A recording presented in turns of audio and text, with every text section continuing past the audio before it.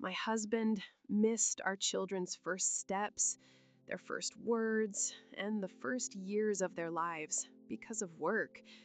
And by the time he finally realized what he had lost, I was already prepared to leave with them. But what happened at the airport that day changed everything forever. I was standing there at the departure gate of the international airport, holding my 5-year-old daughter's hand with a grip that was probably hurting her, while my 3-year-old son slept in his stroller beside me, oblivious to the fact that we were about to leave his father behind forever. And that's when I heard it, that breaking voice in the distance, that desperate cry I had never heard come from his mouth in 12 years of marriage, my name being screamed with an intensity that made everyone around us turn to look. And when I turned, I saw him running like a madman through the terminal, his tie crooked, his suit jacket slung over his shoulder, his hair a complete mess, sweat pouring down his face, his eyes red and desperate, the eyes of a man who had just realized he'd lost everything that truly mattered. And the only thing I could think in that moment was how he had never run like that to make it to our daughter's recital on time, or to our son's Christmas play at school, or to any of the birthday dinners I had so lovingly prepared, hoping that for once he would get home before the food got cold. And yet there he was now, breathless, begging me not to get on that plane, pleading for one more chance, with tears streaming down his face in front of dozens of strangers who watched the scene as if it were a movie. And my daughter tugged on my hand and asked in her innocent little voice if that was Daddy, because she barely recognized the man who was falling apart in front of us. And I felt my legs go weak, because part of me wanted to believe it was real, that his pain was genuine. But the other part of me, the part that had waited alone in hospital waiting rooms, at parent-teacher conferences, through empty nights in a king-size bed that felt far too big for just one person, that part was screaming at me not to fall for it again, to just keep walking toward that gate and never look back. Before I continue telling you how we got to that devastating moment at the airport, I need to pause and thank each and every one of you for being here with me. Sharing this story isn't easy, but I feel I have to do it so that other women and men going through similar situations can learn from my mistakes and from my husband's, and also to show that even when everything seems lost, there's always a chance for a fresh start. So if you're enjoying this story, if it's touching your heart in some way, please subscribe to the channel, hit the notification bell so you don't miss the next videos, and leave a like down below because it helps me so much to continue sharing these real-life stories that might make a difference in someone's life. I read all the comments, and I love it when you share your own experiences as well, because it creates a community where no one has to feel alone in their struggles. And believe me, when I was going through everything I'm about to tell you, I felt like the loneliest person in the world. So thank you from the bottom of my heart for being here with me. Now, let's get back to the story, and I'll explain exactly how my husband and I reached the point of almost destroying our family completely. I met my husband when I was just 22 years old. I had just graduated with a degree in education and was working as a teacher's aide at a private school, full of dreams and plans for the future. He was 27, already starting to build his career as a civil engineer at a construction company. From the first moment our eyes met at a mutual friend's wedding, I felt like I had found a man of my life.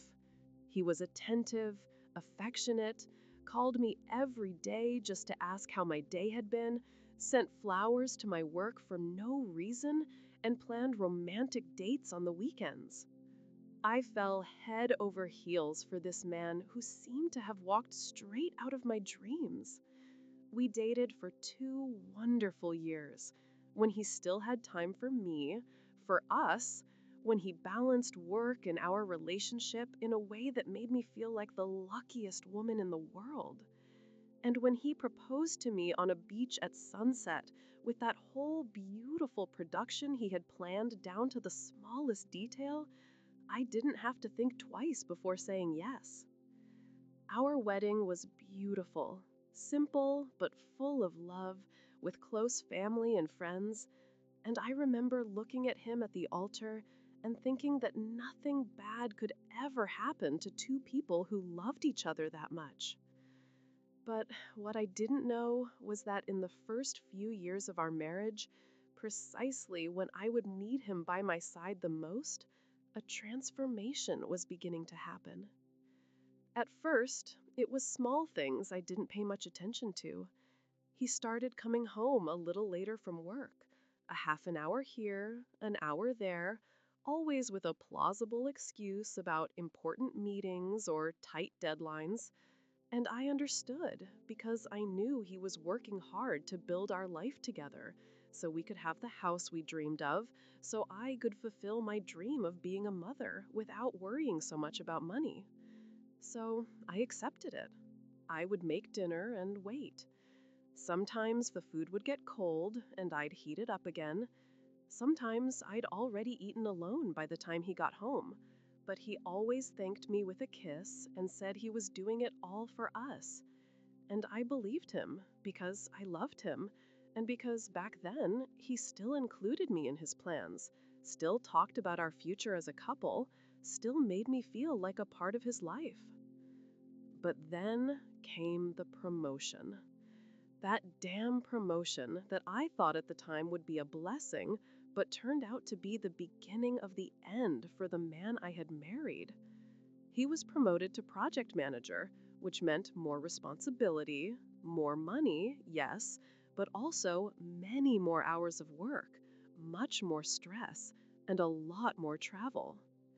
And that's when I got pregnant with our first child, Sophia.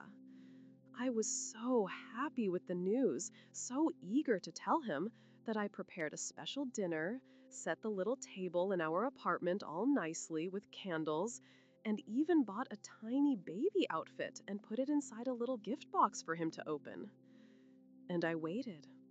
I waited for him to get home at 7, as he had promised, then at 8, 9, and when it was past midnight and he finally walked through the door, exhausted and irritated because there had been a huge problem at the construction site, I tried to cheer him up by showing him the surprise. But he barely glanced at the box, barely registered what was happening, just said he was dead tired and that we would talk about it the next day, and went to bed. And I was left there alone, in the living room, looking at that tiny baby outfit, feeling the tears stream down my face. And for the first time since we got married, I felt completely alone, even though I was married.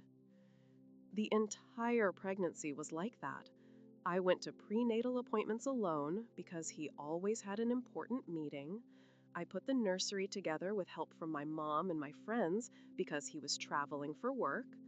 I went through terrible morning sickness in the first trimester and often had to drive myself to the hospital because he wouldn't answer his phone during meetings. And every time I tried to talk to him about it, about how abandoned I was feeling, he'd get defensive, saying I didn't understand the pressure he was under at work, that he was doing it all for me and for our baby, that I was being selfish for not appreciating his sacrifice. And somehow, he always managed to turn it around so that I felt guilty for complaining. So I stopped complaining and started swallowing my sadness and my loneliness. When Sophia was born, I thought things would change, that he would fall in love with our daughter and realize that family was more important than any construction project. And for a few days, it really seemed like it had. He took a week of paternity leave and stayed with me at the hospital, holding Sophia with so much love in his eyes that I thought I had gotten back the man I had married. But as soon as we got home and his week was over, everything went back to how it was, only worse. Because now I had a newborn who woke up every 3 hours, who needed constant attention, who would cry, and I didn't know what to do. And I was alone, completely alone, dealing with it all. He would leave early before Sophia woke up and come back late at night when she was already asleep. And on the weekends, when I thought he would finally spend time with his daughter, he would bring work home, stay in the office we had set up in the spare room, and I would hear the sound of his computer keyboard while I rocked our daughter to sleep, alone, once again. I even had postpartum depression, but he never even noticed. Because to notice, he would have had to be there. He would have had to really look at me.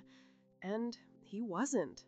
He was physically there, but mentally he was always at some construction site, on some project, in some cost spreadsheet.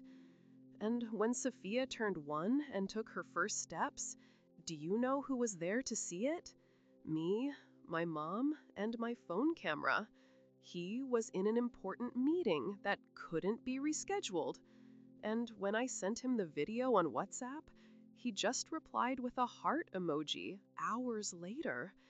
And that hurt more than anything he had ever done, because it was proof that he was missing the most precious moments of our daughter's life by choice, not because he had to, but because he always chose work, every single time, without exception.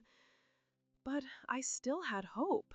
I still believed it was a phase, that once he was more established in his career, when he felt more financially secure, he would slow down and be more present. So, when I got pregnant with our second child, Lucas, I wasn't even surprised by his lukewarm reaction. I was already used to celebrating my victories alone and crying through my defeats alone, too. The second pregnancy was even lonelier than the first because now I had a toddler to take care of while being pregnant, and I was still doing everything by myself. And when Lucas was born, Sophia was only 2.5, and I found myself completely submerged in diapers, bottles, sleepless nights, toddler tantrums, and a husband who was practically a ghost in our house. He wasn't there for Lucas's first words. He wasn't there when Sophia started preschool and cried on her first day. He wasn't there when Lucas had a high fever and I spent the entire night in the emergency room with both of them alone because he was on a business trip in another state. And the worst part is that he saw nothing wrong with any of it. To him, as long as the bills were paid, as long as the children had food, clothes, and a roof over their heads, he was fulfilling his role as a father and a husband. He didn't understand that presence isn't just physical, that love isn't just money in a bank account, that the children needed their father, and that I needed my husband, not the provider, my husband. That man who once sent me flowers for no reason and planned romantic dates, that man had completely disappeared, and in his place was just a robot programmed to work, eat, sleep, and repeat. And when I tried to have serious conversations with him about it, he would always deflect, always find an excuse to leave, always shift the blame to me, saying I was being dramatic, that I didn't appreciate his effort, that I wanted him to be a present father, but at the same time complained when there wasn't enough money for something, even though I never complained about money. I just wanted him. I just wanted him to be there to have dinner with us, to give the kids a bath, to read them a story before bed, to hold me at the end of a hard day. But that seemed to be too much to ask. And then came the missed events. Sophia's third birthday party, where she spent the whole day asking when Daddy was coming, and he only showed up after the party was over and she was already asleep from crying so much. The Christmas, he worked all day and came home after the kids had already opened their presents. The Easter, he had to travel last minute. The Mother's Day, he completely forgot, and I didn't even get a card. And each of these missed events was a small death for the love I still felt for him, another brick in the wall that was building up between us. And the children started to notice. At 4 years old, Sophia didn't even ask about her father anymore. She had given up on waiting for him.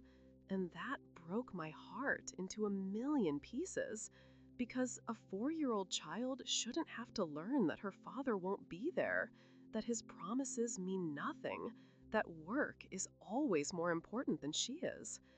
And I started to realize that I was raising the children alone.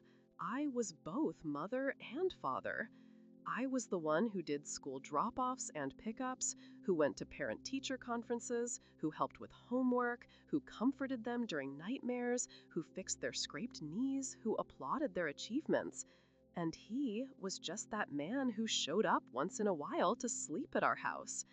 And the worst part is, he didn't even notice the chasm that had opened up between us. He thought everything was fine, that he was doing his part, that he was a good father and a good husband because he paid the bills on time and had never cheated on me. As if that were enough, as if emotional presence didn't matter, as if connection wasn't fundamental, as if love were just some static feeling that didn't need to be nurtured and cultivated every single day. The exact moment everything changed for me was on a completely ordinary day. Or at least it should have been. It was the day of Sophia's end-of-year school play. She was 5 and had spent months rehearsing a little song about Christmas. She would come home every day humming that song, excited, saying that Daddy was going to see her on stage, that she was going to wear a little angel dress, and that Daddy was going to take lots of pictures of her. And I swear I tried to prepare her for the possibility that he might not be able to make it, but her little eyes were so full of hope, she was so thrilled, that I didn't have the heart to crush it. So I let her believe. And I called him a week before to remind him about the play, 2 days before to confirm, and sent him a text on the morning of. And he promised. He promised that this time he would be there, that he wouldn't disappoint our daughter again, that he had already told his work he would be leaving early, and I chose to believe him because I wanted it to be true so badly, wanted so much to see Sophia's little face light up when she saw her father in the audience. So there I was, sitting in one of those uncomfortable little chairs in the school auditorium with a restless Lucas on my lap, glancing at my phone every 2 minutes, seeing the messages I'd sent him go unanswered. And just as the show was about to start, I looked back one last time, searching for him among the parents who were arriving. But he wasn't there. My heart began to tighten. Then the children came out onto the stage, all dressed up in their costumes, and I saw Sophia scanning the audience. When she saw me, her whole face lit up for a second, but then she kept searching, looking for her father. And I saw the exact moment she realized he wasn't there. I saw the disappointment wash over her big brown eyes. I saw the corners of her mouth tremble the way they do when she's trying not to cry. And it broke my heart in a way I had never felt before, because this wasn't my pain, it was my daughter's. It was her innocence being destroyed once again.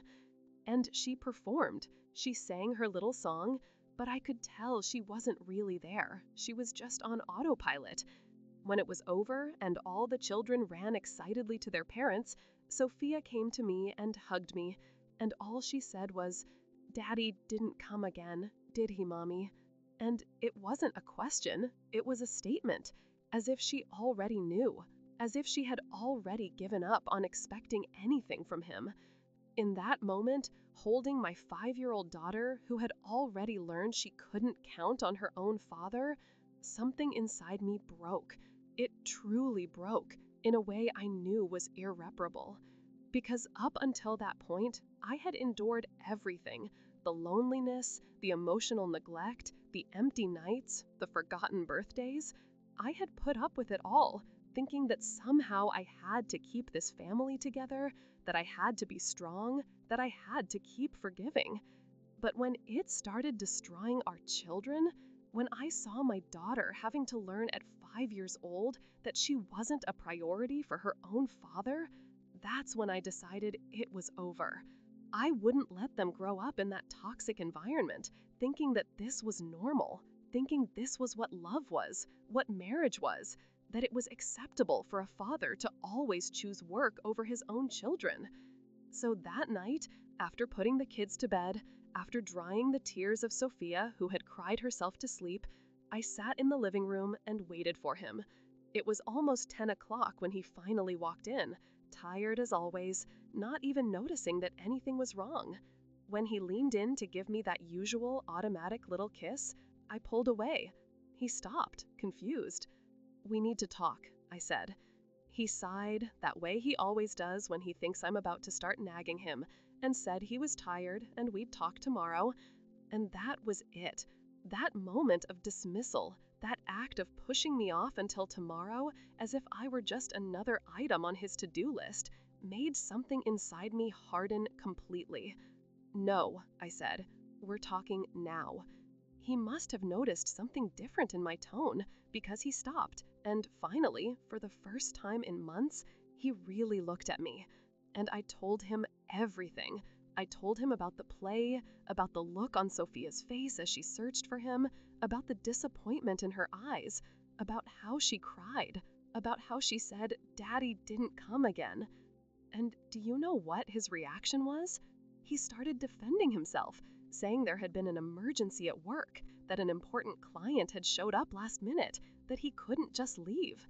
And I realized he truly didn't understand the gravity of what had happened. He really thought that excuse was enough, that work would always be an acceptable justification for disappointing his own child. And it was in that moment that I told him for the first time that I was thinking about a divorce. The look of shock on his face would have been comical if it weren't so tragic.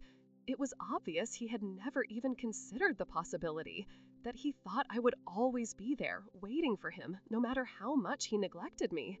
That he was so sure of my love that he had stopped making any effort to deserve it. And after the shock came the anger. He said I was being dramatic, that I was exaggerating, that one missed day didn't justify talk of divorce. And I laughed, a bitter laugh, and said, "One day? You think this was just about one day?" And I started listing them. Every missed performance, every ruined birthday, every night I spent alone, every time I needed him and he wasn't there. Every one of our children's tears that he never saw because he wasn't present. And as I spoke, as I let it all out, years of accumulated resentment, I saw his expression change. But he still tried to downplay it, tried to say he was working for us, for our future. And I said, "What future? What future do we have if you aren't even present in the present? What future do the children have with a ghost of a father?" We argued late into the night. And in the end, he said he would do better, that he would change. I had heard those promises so many times before that they had lost all meaning for me. So I simply said, "Okay," and went to sleep in the guest room. And it was that night, lying alone in that bed that smelled musty from disuse, that I began to make a real plan. I realized there were only two options.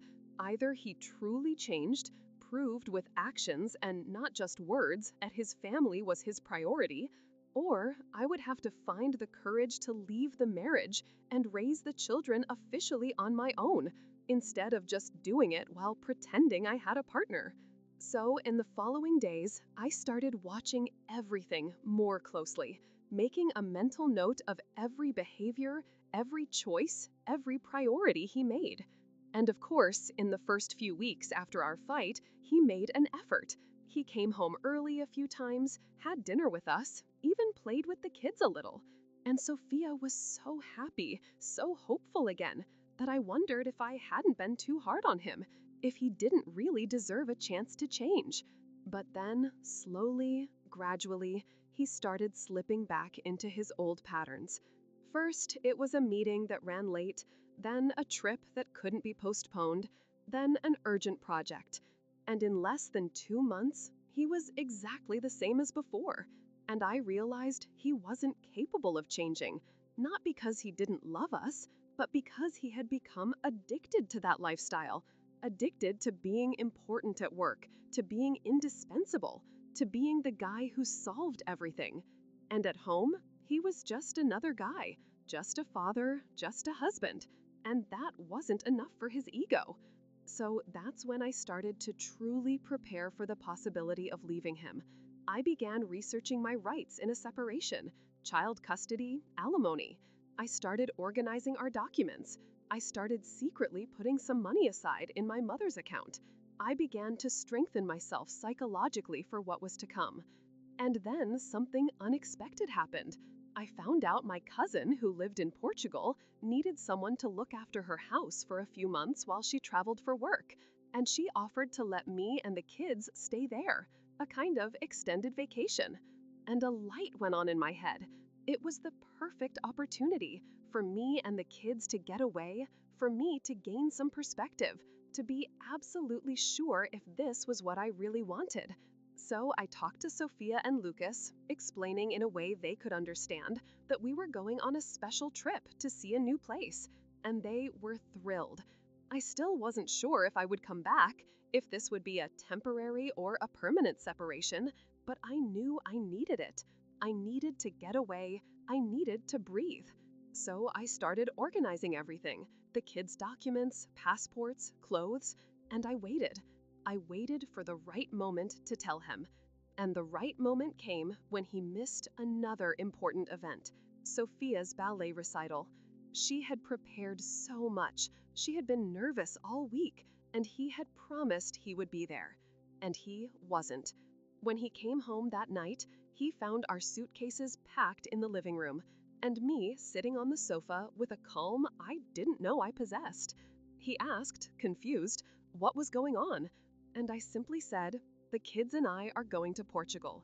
We're going to stay at my cousin's house for a few months. He was in shock.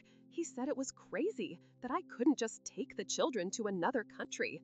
And I said, yes, I can, and I will, because I need to think.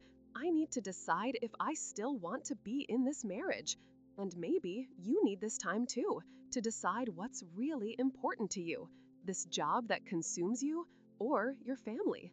He tried to argue, tried to make me change my mind, but for the first time in years, I was firm. I wasn't going to give in, wasn't going to be convinced by empty promises. I told him the flight was in 3 days, and that when I came back, if I came back, we would talk about the future. For the next 3 days, he tried everything. He tried to be present, tried to convince me he had changed, but I had already made my decision. I needed that time away.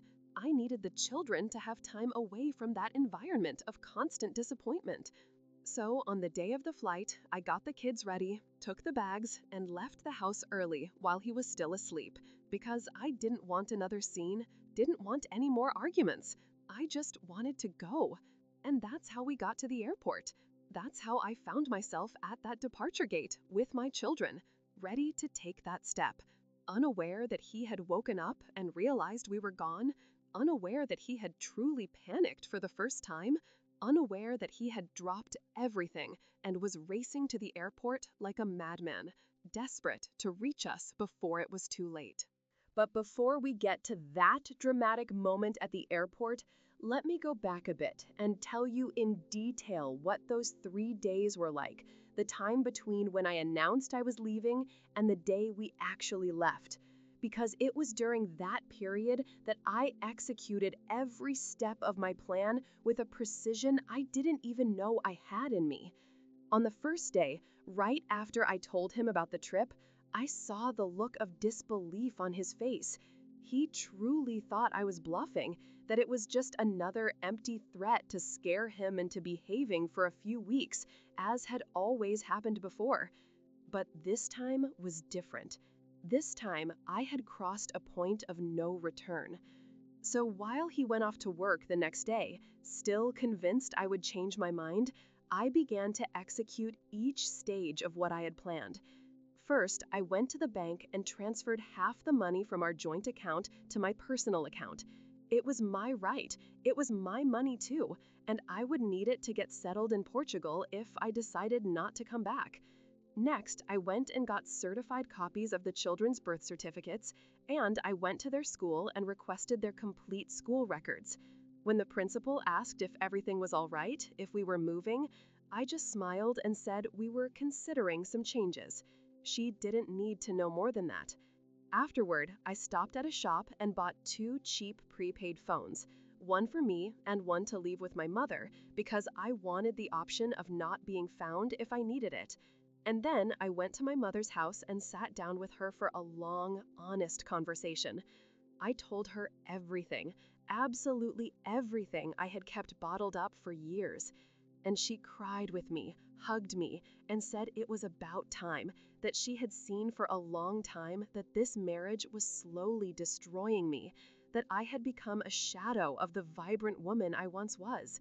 She helped me organize the last few things I needed, gave me some extra cash she had saved, made me promise to call her every day, and told me that whatever decision I made, she would be by my side. And that gave me a strength I didn't know I needed. So on the second day, I started packing for real. I set aside enough clothes for 3 months for each of the kids, packed their favorite toys, the blankets they'd slept with since they were babies, their little storybooks, every object that might make them feel at home even when they were far away. And when Sophia asked me why we were packing so much if it was just a vacation, I had to look away because I still didn't have the courage to tell her that maybe we weren't coming back, that this might be our new life. So I just said we were going to be away for a long time and it was best to bring everything we loved. And she accepted that with the beautiful innocence that only a child has, and continued to excitedly make plans about everything she was going to do in Portugal, about seeing the castle she had seen in the pictures my cousin sent, about going to the beach.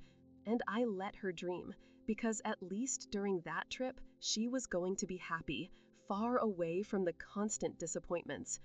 And then my husband started to realize I was serious. He saw the suitcases, saw me organizing documents, saw me on the phone confirming flight details, and that's when he started to really try to convince me.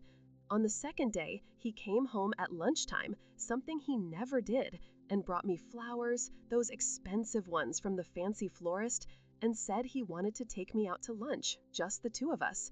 And I looked at him and said, "No, thank you. I need to finish packing."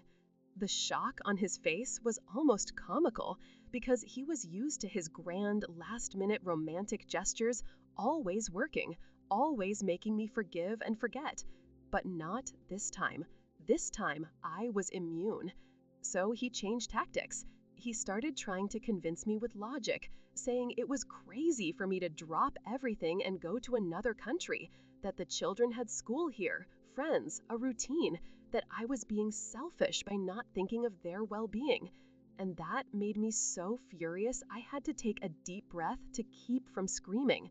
He was calling me selfish, the man who had chosen to miss years of his own children's lives, the one who had made them cry countless times, the one who was never there for anything. And I said to him with a calm I didn't know I had, "Do you know what real selfishness is? It's a father who chooses a meeting over his daughter's school play. It's a husband who lets his wife go through postpartum depression alone. It's a man who only realizes what he has when he's about to lose it." And he had no answer for that. So he tried another approach. He started making promises, said he would quit his job, that he would look for another one with better hours, that he would be the father and husband we deserved. And I just shook my head and said, "How many times have you promised that? How many times have you said you would change?" And he fell silent because he knew the answer. He knew he had made and broken that promise so many times that his words had no value to me anymore. And then, on the night of the second day, he did something I didn't expect. He sat with me after the children were asleep and started to cry. It was the first time I'd seen him cry since we were married. real tears streaming down his face. And he said he was scared. Scared of losing me. Scared of losing the children. Scared of waking up one day and realizing he had wasted his entire life on the wrong thing. And for a moment, just for a moment, my heart softened because I still loved him. Even after everything, part of me still loved that man. But then I remembered all the times I had cried alone, all the times the children had cried, and I hardened my heart again. Because tears weren't enough, words weren't enough. I needed action, real change. And that change would only come if he truly felt what it was like to be alone, what it was like to lose us. So on the third day, the last day before the flight, he didn't go to work. It was the first time in years he had willingly missed work, and he spent the entire day trying to convince me to stay, following me around the house, helping with the children in a way he never had before, playing with them, making them laugh. And seeing Sophia and Lucas so happy with their father's attention made my heart ache, because this is what I had always wanted. This is what they deserved every day, not just when there was a risk of losing everything. But at the same time, it made me furious because it proved that he had always been capable of being present. He could have always made these choices. He just didn't want to, didn't think it was worth it, until the risk of losing us became real. That night, our last night before the flight, he made a special dinner. He set the table beautifully, lit candles, put on the song that played at our wedding, and asked me for one last dance. And I danced with him, but it was like dancing with a stranger, because the man I had married no longer existed, or maybe he never really had. Maybe I had fallen in love with a version of him that he could only maintain for short periods of time. And when the song ended, he held me by the shoulders, looked me in the eyes, and begged me one more time not to go. He said he couldn't live without us. And I simply said, then you should have thought of that sooner. You should have thought of that every single time you chose work over us. And I pulled away from him and went to the bedroom to finish packing the last few things. I barely slept that night. I lay awake thinking about everything, questioning if I was doing the right thing, if I was being too harsh, if I shouldn't give him one more chance. But then I heard Sophia in the next room talking to Lucas in the dark, and she said, "Daddy is being nice today, isn't he? But he'll go back to not playing with us when we get back from our trip." And that broke my heart, but it also gave me the confirmation I needed. Because a 5-year-old child shouldn't have that kind of awareness. She shouldn't already know that her father's behavior was temporary. She shouldn't have given up on believing in him. So I got up very early on the morning of the flight, around 5 a.m. I got the sleepy children ready, put them in the car with our bags, and left the house without making a sound, without waking him, because I didn't want another goodbye scene. I didn't want any more empty promises. I just wanted to go. And as I drove toward the airport with the children sleeping in the back seat, I felt a strange mix of relief and sadness. Relief because I was finally taking action, choosing my happiness and my children's happiness. But sadness because this was the end of a dream. It was the end of the family I had always wanted. It was an admission that I had failed to make this marriage work, even though rationally I knew it wasn't my fault, that I had done everything I could. Emotionally, it still hurt. When we got to the airport, I was on autopilot. I checked the bags, got our boarding passes, bought a snack for the kids, and we went to the departure gate. And it was there, waiting to board, that I finally let reality hit me. I was really doing this. I was really leaving my husband, taking my children to another country, and I wasn't sure if I was coming back. I wasn't sure what the future held. And then Sophia tugged on my hand and asked, "Mommy, why are you crying?" I hadn't even realized the tears were falling. I quickly wiped them away and said it was nothing, just excitement for the trip. And she gave me one of those tight hugs only a child can give and said, "I love you, Mommy. You're the best mommy in the world." And that gave me strength. It reminded me why I was doing all this. It wasn't just for me, it was for them. So they could grow up knowing they deserved more, that they deserved to be a priority, that they deserved a love that was present and not just made of empty words. And it was in that moment of renewed clarity and determination, that I heard my name being screamed in the distance. And when I turned, I saw him running desperately toward us, and everything I had planned, all the strength I had built up, was put to the test once more. And there he was, running through the airport terminal as if his life depended on it. And in a way, it did, because in that moment, he had finally realized what he was about to lose. When he reached us, breathless, sweaty, his hair a complete mess, he fell to his knees in front of me, in front of everyone at the departure gate, and began to speak, the words tumbling out between sobs, saying, "Please, please don't go. Give me one more chance. I'll change. I promise this time is different." And Sophia let go of my hand and ran to him, shouting, "Daddy, Daddy!" And she hugged him with all the force a 5-year-old has. And he held her as if she were the most precious thing in the world, something he should have done every single day, but never did. Lucas woke up in his stroller at the sound of the commotion and started to cry, confused, not understanding what was happening. And I just stood there, paralyzed, because this was everything I had ever wanted. To see him desperate for our family, to see him truly feel the pain of loss. But at the same time, it was too late, or at least that's what I thought. And then he started talking, really talking, not with those same empty excuses, but with words that came from a deep and genuine place. He said, "I woke up and you were gone, and for the first time, I felt what you must feel every day. I felt the emptiness of a house without you, and it was like someone had ripped my heart out of my chest. And I realized I'm an idiot, a complete idiot who spent years chasing things that don't matter, building projects that will one day crumble, while I let my true creation, my family, crumble right in front of me." The people around us were watching, some recording on their phones, others with tears in their eyes, because the scene was heartbreaking even for strangers. And he kept talking. "I called my boss this morning and I quit.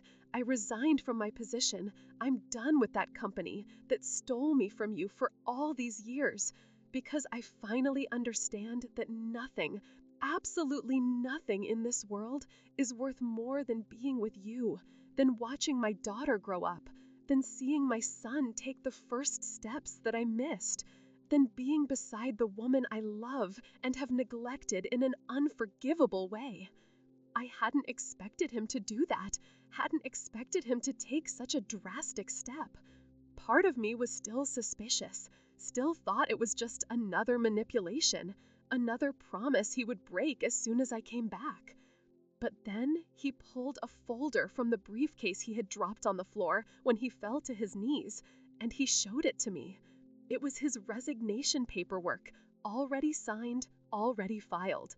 And I took those papers with trembling hands, because this was real.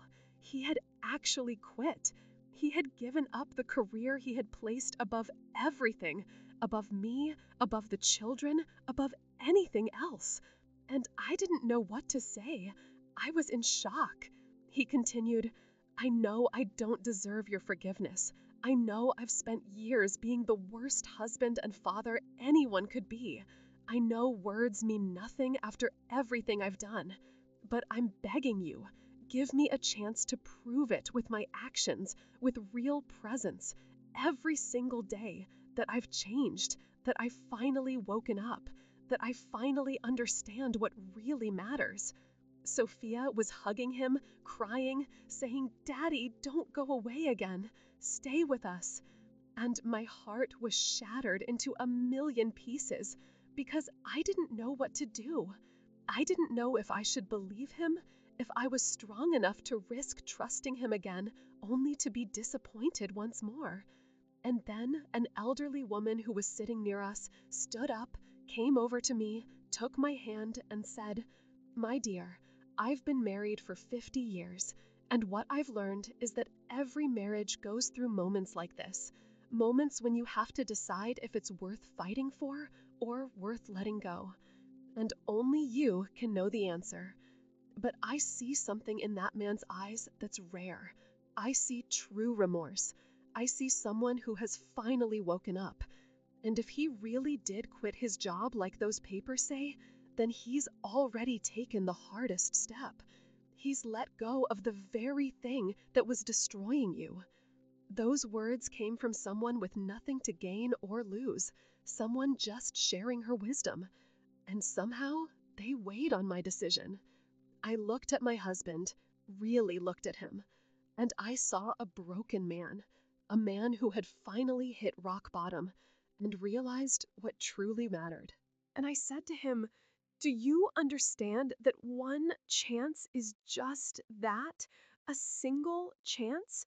Do you understand that if you go back to your old ways, if you disappoint me again, if you make our children cry one more time, I will leave, and there will be no airport scene, no drama, nothing that will bring you back?"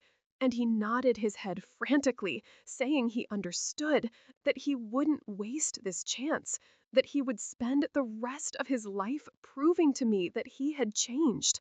I took a deep breath, looked at my children, looked at their little faces full of hope, and I made a decision. I don't know if it was right or wrong, but it was the decision my heart made in that moment. I said, "All right, we're not getting on this flight, but we're not going home either. Not yet. We're going to stay in a hotel nearby for 1 week, and during that week, you are going to prove to me that you've changed. You will be present every day, every hour. You will show me this isn't just the desperation of losing me, that it's a real change. And if at the end of that week, I believe it's real, then we can talk about going home and trying again."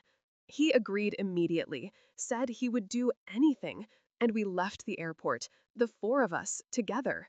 And the people who had been watching started to applaud, as if it were a movie with a happy ending. But I knew this wasn't the end.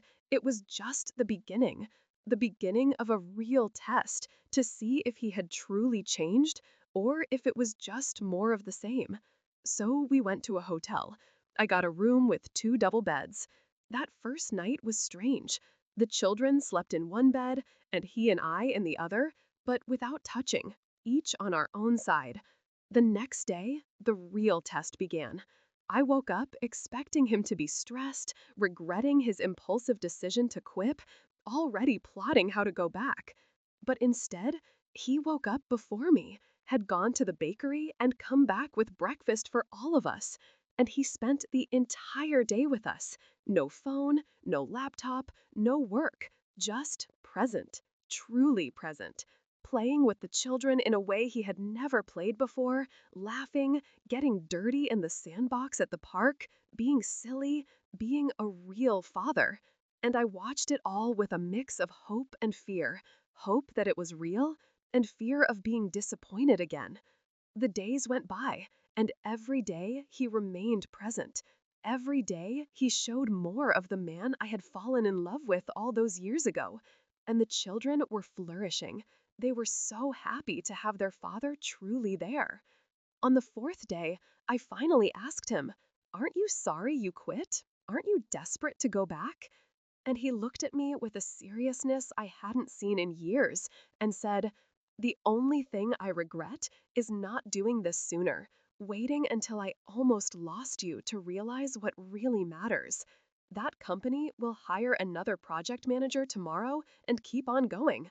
But my family, my children, these moments I'm living right now, I can never get those back if I lose them. So, no, I don't regret it one bit. And for the first time in a very long time, I believed him. I truly believed him because his actions were matching his words. On the seventh day, the last day of the deadline I had set, we sat down to talk after the children were asleep. And I told him, I see that you've changed. I see that you're trying, really trying. But I need you to understand that trust isn't rebuilt in a week. It's going to take time. It's going to take a long time for me to be able to completely trust you again. And he said, I understand, and I will spend as long as it takes proving to you that I deserve your trust again. And so we went home, but we went home different. We went home as people who had been broken and were trying to piece themselves back together. And he kept his promise. Every day, every week, every month that followed, he was present. He found a new job as a freelance consultant where he chose his own hours and his own projects. And he always, always chose family first. If there was a school play, he was in the front row. If the kids got sick, he was the first to drop everything to take care of them. If I needed help with anything, he was there. And slowly, very slowly, the trust came back. The love was rebuilt, this time on a stronger foundation, a foundation of real presence and not of empty promises. Today, 3 years after that day at the airport, I can say with absolute certainty that it was the turning point for our family.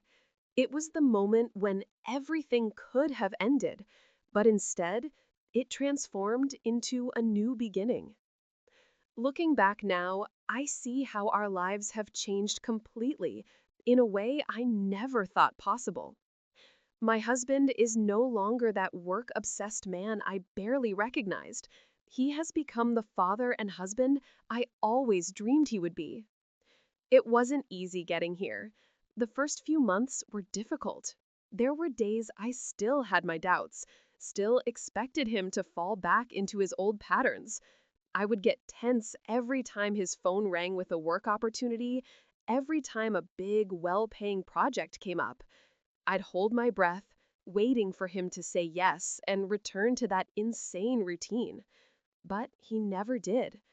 Every time something came up that could compromise his time with the family, he refused. He would say no with a firmness that surprised me. And slowly, I began to relax. I began to believe that the change was real and permanent. And the children, my God, the children have blossomed in such a beautiful way. Sophia, who was once a quiet and resigned little girl who had learned not to expect anything from her father, has transformed into a vibrant and confident child. She's 8 now, and so different from the sad little girl she was becoming. She knows she can count on her father, knows he will be at every performance, every one of her soccer games she started playing, every parent-teacher conference. You can see a security in her eyes that wasn't there before. And Lucas, my baby who is now 6, has a relationship with his father that Sophia never had the chance to have in her early years. In his memory, he has always had a present father. And it's beautiful to see the two of them together. To see my husband teaching Lucas how to ride a bike, how to throw a ball, how to do boy stuff, but also teaching him how to be sensitive, to express his emotions, to be a better man than he himself was for so long. As for the two of us, our marriage, it was as if we had to get to know each other all over again, to rebuild from scratch. The marriage we had before wasn't healthy. It was me carrying everything on my back while he existed only on the periphery of our family. But now, it's different. Now it's a true partnership.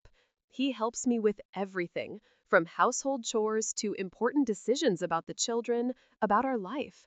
He asks me about my day and actually listens to the answer. We started having date nights again, leaving the kids with my mom and going out, just the two of us, for dinner, to talk, to laugh, to remember why we fell in love with each other all those years ago. And the intimacy has returned too. Not just the physical, but the emotional, that deep connection that had been completely lost. And he started therapy on his own, without me asking. He realized he needed to work on a lot of internal issues to understand why he had become so addicted to work, why he had used his career as an escape from real life.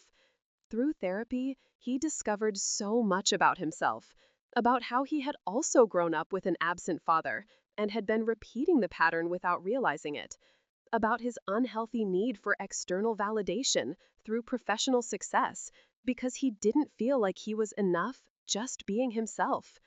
And working through those issues made him not only a better husband and father, but a better person, more whole, more present, not just for us, but for himself too. As for his work, he never went back to that company that consumed him. He kept his job as a freelance consultant and is very happy with it. He earns less money than he did before, that's true. We had to make some adjustments to our lifestyle, but we discovered we didn't need half the things we thought we did. We didn't need the huge house, we didn't need new cars every year, we didn't need extravagant vacations at expensive resorts. What we needed, what we really needed, was to be together. It was to have time for each other, it was to build real memories. And we have that in abundance now. Every weekend is an adventure. Sometimes it's simple things like a picnic in the park, sometimes we go camping, sometimes we just stay home watching movies and making popcorn. But we are all together, all present, all happy. People who know our story are impressed. They say we're an inspiring couple, that our story deserves to be told. And maybe that's why I'm telling it now. Because I want other people to know that it is possible to rebuild. It's possible to give a second chance and have it work. But it's also important to say that it doesn't always work out. Sometimes the person doesn't truly change. And it's okay to end a relationship that isn't working. It's not a failure to choose your happiness and the happiness of your children. If I had gotten on that plane that day, if I had gone ahead with the separation, that would have been a valid choice too. It would have been a brave and right choice. The important thing is to not accept crumbs, not accept empty promises, not raise your children in an environment where they learn that love is absence, that family is secondary, that work is more important than relationships. Looking back now, I see that almost losing us was what my husband needed to wake up. It was the shock he needed to realize what really mattered. Some people need to hit rock bottom before they can start to climb back up. And he hit rock bottom that day at the airport when he saw me about to board that plane and take the children away. And luckily for us, he chose to climb. He chose to change. He chose his family. And I chose to give him the chance to prove that the change was real. And he has proved it. Every single day for these 3 years, he has proved it. And he continues to prove it. Because he knows that trust is a fragile thing, that once broken, it takes a very long time to rebuild. And he treats our family like the most precious treasure he has, because that's exactly what we are. The other day, Sophia said something that made me cry with happiness. She said, "Mommy, I like Daddy so much more now than I did when I was little, because now he's always here with us." And that was all the confirmation I needed that I had made the right decision, that giving him that chance had been worth it, because my children now have a real father, not just a name on a birth certificate, not just someone who pays the bills, but someone who is present, who participates, who loves actively and not passively. And I have a real husband again, not a roommate I barely saw, but a partner, a companion, someone who chooses to be with me every day. And our marriage is now stronger than it has ever been because it was tested, it was broken, and it was rebuilt on a solid foundation of real presence and true commitment, not on romantic illusions or empty promises, but on consistent action, day after day. And that makes all the difference. And I am thankful every day that he woke up when he did, because if it had taken just a little longer, if he had let me get on that plane, there might have been no coming back. That might have been the definitive end. But fate, or God, or whatever you believe in, made him wake up that morning and realize we were gone. It made him drop everything and run after us. And it gave me the courage to give one more chance, despite all the fear and all the accumulated pain. And now, 3 years later, I can honestly say that I am happy, that my family is happy, that my children are growing up in a healthy and loving environment, and that my marriage is everything I ever dreamed it would be. And if you are going through something similar to what I went through, if you have an absent partner who puts work above all else, I want you to know that you don't have to accept that. You deserve more. Your children deserve more. And only you can decide if it's worth fighting for the relationship or if it's worth moving on alone. There is no right or wrong answer. There is only the answer that is right for you. And whatever your decision is, have the courage to follow through. Don't get stuck in a middle ground of suffering and resignation. Either you give a real ultimatum and allow for a genuine chance for change, or you leave and rebuild your life. But don't wait indefinitely for things to get better on their own, because they don't. They only get worse with time. And your children are watching. They are learning what is acceptable in a relationship from the example you set. So be strong, be brave, and choose happiness, yours and theirs, because life is too short to be lived on the crumbs of someone's love, to be lived waiting for someone to finally choose you. You deserve to be a priority. You deserve to be with someone who chooses you every day, who chooses to be present, who chooses family above all else. And if that person isn't in your life right now, that's okay. It's better to be alone and happy than to be with someone and miserable. I almost learned that the hard way, but I was lucky that my husband woke up in time, that he made the necessary changes, that he became the man my children and I deserved. And for that, I am eternally grateful. Grateful for the second chance we got, grateful for the beautiful family we built on the ruins of what almost was, grateful that I had the courage to almost leave. Because in the end, that's what saved us.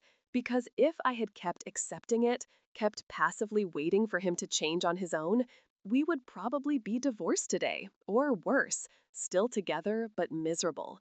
But instead, here we are, 3 years later, stronger and more united than ever, and that is all I ever wanted.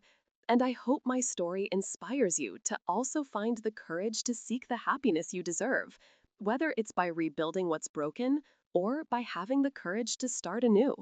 So that's my story. That's the journey my family and I have been on, from that terrible moment of almost losing everything to where we are today, truly happy and united.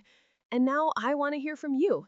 I want to know if you've ever been through something similar, if you're going through it now, if you have a partner who puts work above family, or if you know someone in that situation. Leave your story here in the comments. Tell me and this whole community what you're experiencing, because sometimes just sharing, just putting it out there, helps to clear your head and better understand what you need to do. And if you were me in that situation at the airport, would you have given him a second chance? Or would you have gotten on that plane? I really want to know your opinion on this because I know many people have different views. Some think I should have left and never looked back, while others believe true love deserves a second chance. There's no right answer. Every situation is unique, and each person has to decide what's best for them. But I love reading the different perspectives in the comments, so please share your thoughts with me. And if you're going through a similar situation right now, if you identified with my story, if you're at a crossroads and don't know which decision to make, I want to tell you something very important. Don't face this alone. Don't carry this entire weight on your own shoulders. Seek help, seek support. And the most important, most fundamental support of all is spiritual support. It's faith in God. Because I can tell you with complete certainty that I couldn't have gotten through all of this without my faith. without getting on my knees every night and placing my pain, my doubts, and my fears in God's hands.